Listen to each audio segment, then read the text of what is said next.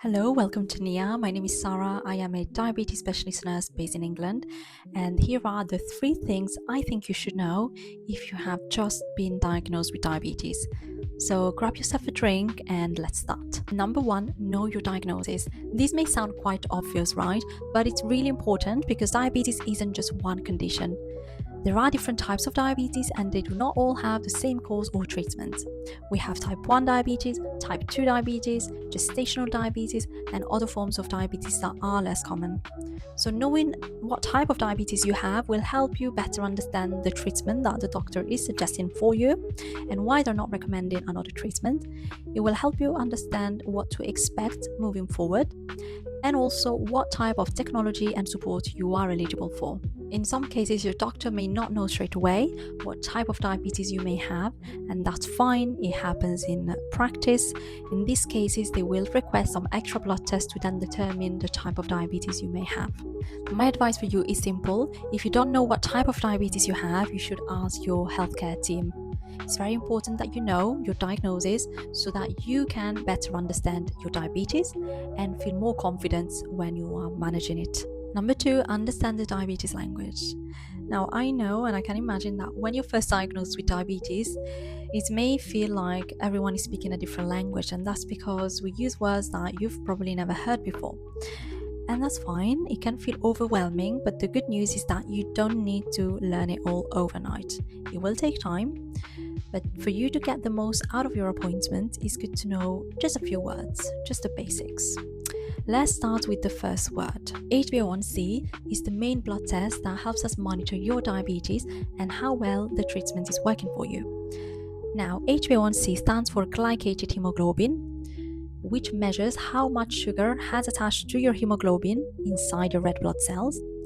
And your red blood cells live for about 3 months, which is why your HbA1c measures the average blood glucose over the last 2 to 3 months. So it gives us the average glucose and it doesn't tell us about all of the ups and downs that you may be experiencing on a daily basis. Next word is hypoglycemia or hypo.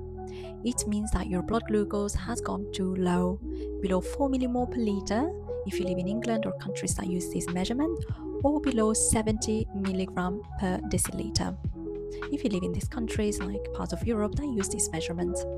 It's very important for you to understand the symptoms and the treatment, especially if you are on insulin or are taking certain diabetes medications, tablets that can increase your risk of hypos.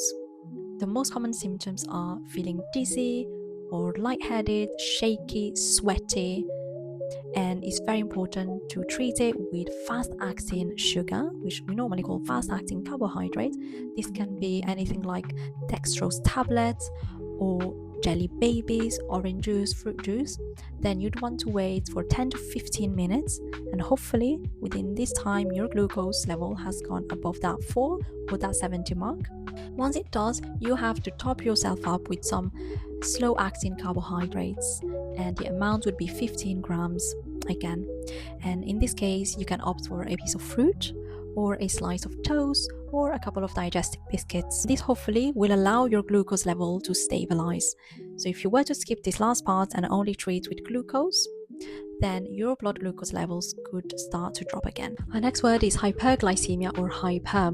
It means that your blood glucose is higher than it should be.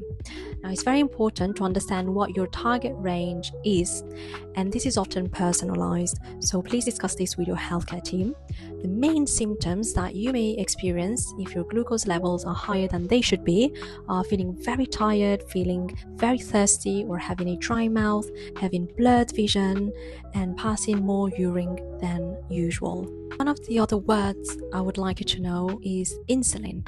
So insulin is the word that you probably hear the most when you're first diagnosed with diabetes, and insulin is the hormone that is produced by your pancreas, and it's basically like a key that shifts all of that glucose from your bloodstream inside of your body cells so that you can get energy from the food you eat, and so that that glucose that sits in your bloodstream does not end up damaging your blood vessels and your organs. Number 3, learning takes time.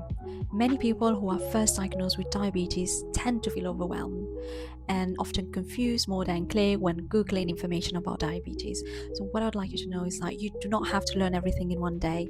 It takes time, and the most important thing you can do for yourself is to make sure you attend your appointment, you stay in contact with your diabetes doctor or diabetes team, and that you take it one step at a time. If you've liked this video, please drop me a like and a follow. I'll be sharing with you more videos to make diabetes simpler. I'm Sara from Niyya, making diabetes simpler one video at a time.